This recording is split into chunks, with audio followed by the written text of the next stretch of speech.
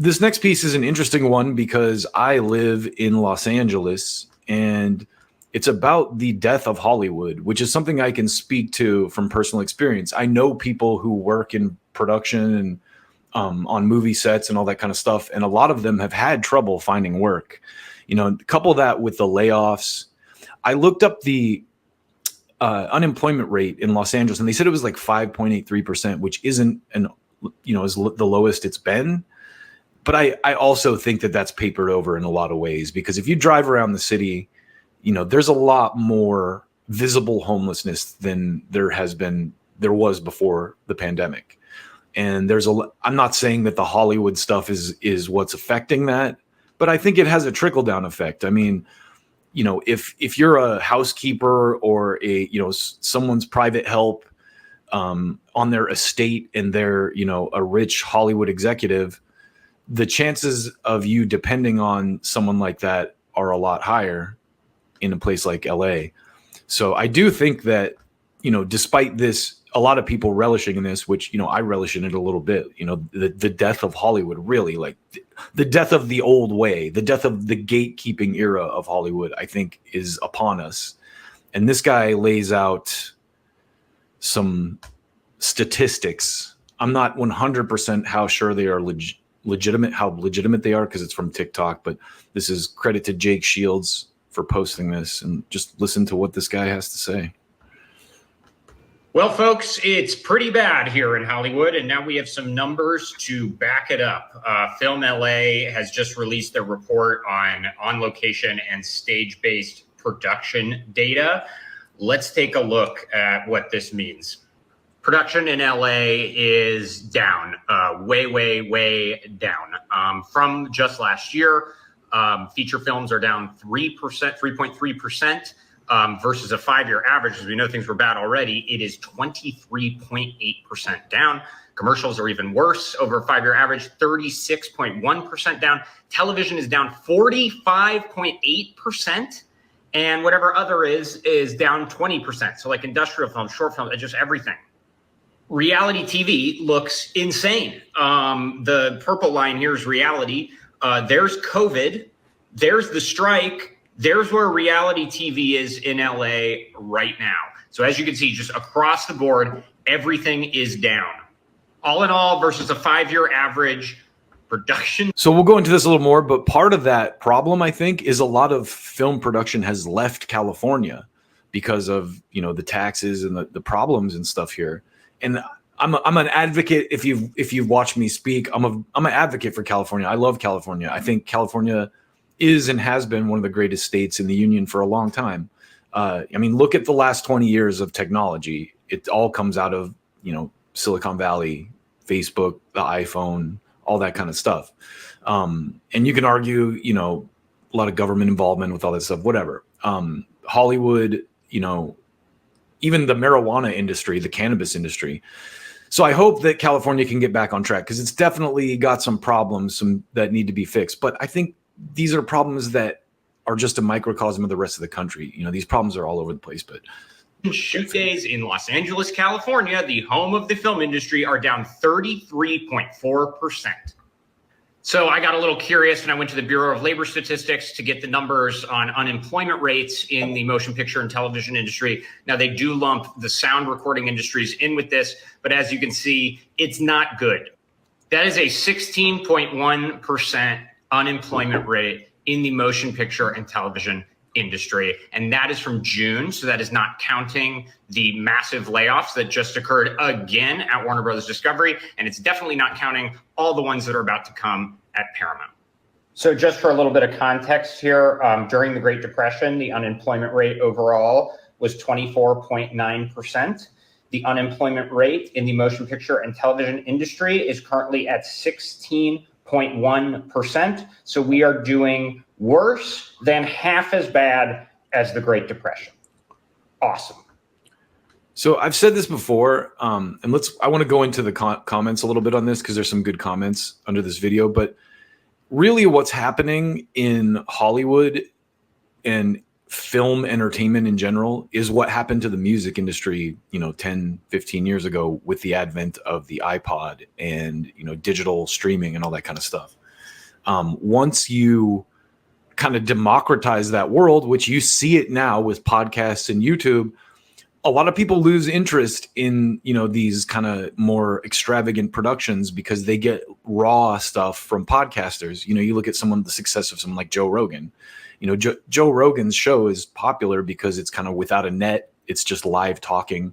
And when you go back and try to watch Stephen Colbert or Seth Meyers or Jimmy Kimmel or some of those, more scripted talk shows, they just seem so fake now. They seem so terrible. So anyway, look at some of these comments here. Some of these are pretty good. So there's a bunch of stuff in here that I wanted to find about. There was a lady talking about Atlanta because a lot of film production has moved to Atlanta and other places. Welcome to Vegas. Come to Vegas, Hollywood 2.0 without the Satanism. Oh my God, that's great. Vegas is the pinnacle of morality. Am I right? If you want to get out of Hollywood and go to a place with real morals, come to Vegas.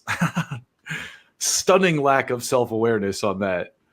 But now I can't find it, and I probably should have bookmarked it. But there was a woman who had a comment about, and everyone thinks it's pedophiles and whatever. But a lot of the point is a lot of the film production has gone to other places. This guy mentioned Vegas, of course, like I said, the pinnacle of morality. Hollywood 2.0 without the Satanism. Most of the porn production in LA moved to Vegas, just so you know. Don't ask me how I know that, but I do.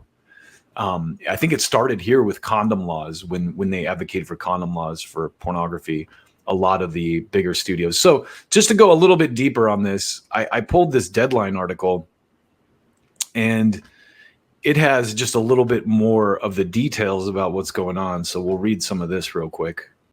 So Deadline says, list of Hollywood and media layoffs so far in 2024, from Paramount to Warner Brothers to Discovery to CNN. And this was published on July 18th, so a couple days ago, like 4 days ago. After the COVID-19 pandemic, 2 strikes in Hollywood, and with the impact of streaming and the advent of AI,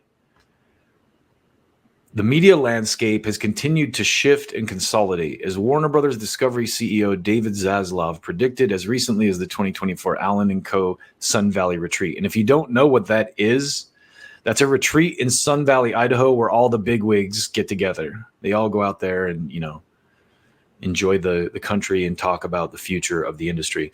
Zaslav knows, whereof he speaks with his own company, undergoing successive waves post-merger layoffs over the past 2 years. The most recent coming in May of this year, when the company closed its TV and streaming service News Hub in New Zealand. More than 300 jobs were lost. Paramount likewise targeted a 3% reduction in its global headcount earlier this year, with additional synergies likely if the Skydance deal closes. The fourth estate has been hit hard, the fourth estate being journalism. Politico's estimate counts over 500 journalists layoffs this year alone.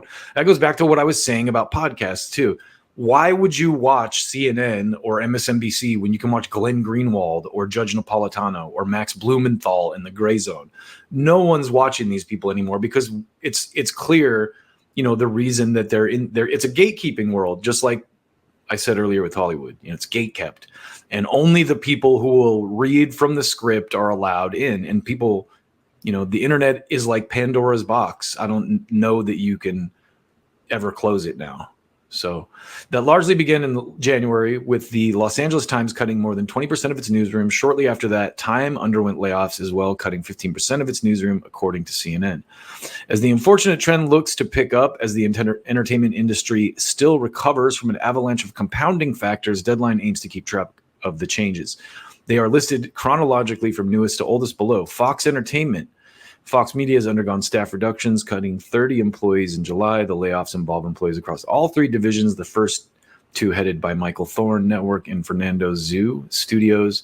The search for a new head of worldwide content sales is ongoing, with Tony Visiliadis leading the... So these guys, this is an industry publication, so the names are important, I guess. Not probably as important to me or my audience.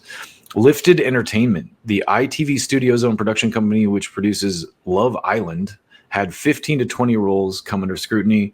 The number represents around 10% of their circa 160 staff. Warner Brothers Discovery, the company, begun another round of layoffs across production, business affairs, finance. This comes a year after a round of layoffs that led to the departure of a number of network executives in its cable business. I got laid off from my corporate job at the end of 2022, so I've been feeling this for a while. And I don't work in entertainment, but as reported by The Wrap, Entertainment Tonight revealed that a round of layoffs would impact news desk on TV and editorial departments. The layoffs will take place September 7th, ahead of season 44.